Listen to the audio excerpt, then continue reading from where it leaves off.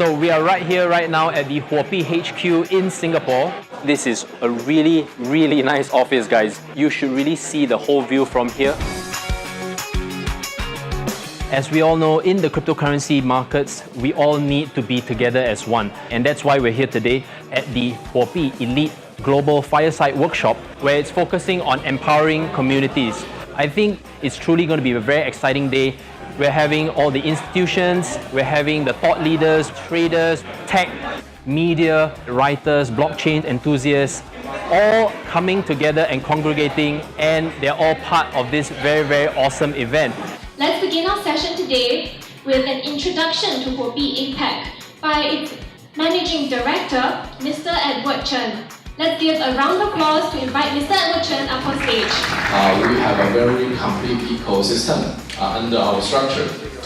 We provide this all-in-one product which can help all the partners here to easily open your own exchange overnight.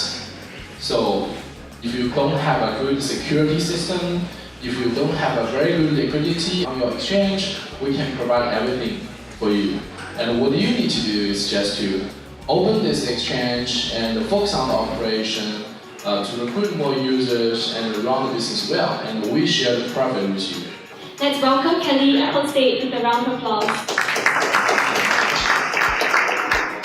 Huobi is not only focused on the exchange business. We can provide customers a combination of the blockchain industry within the Huobi Group. So Huobi is one of the leading exchanges in the world at the moment, with markets open in Singapore, China, Australia, Japan, Middle East, and the US. As the space starts to mature and we start to move towards the STO phase, how will Huobi fare, especially when there are so many other exchanges out there? Next up, I have a question for Ryan and Jude now. So, from your expertise, as we can observe, right, to end of 2017, we saw that prices picked up, roller coaster ride towards 2018. Now we are approaching the end of 2018. From your own community, do you observe huge behavioral change? And if so, what do you anticipate in terms of their behavior come 2019?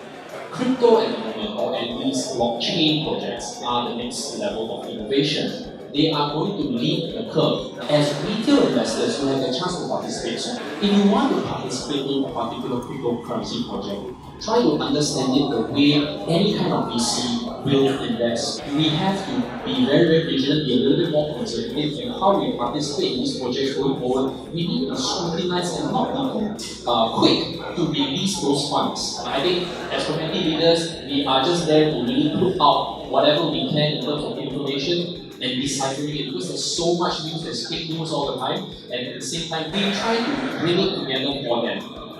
Right, it's very right. Why? Because this is what we do, right? I think all of us, we have our own Telegram channel that we educate people, to stay educated, about what it's good to invest. Like what Ryan saying, it's important to invest, on projects that raise some sort of MVP. So I think MVP is one important thing.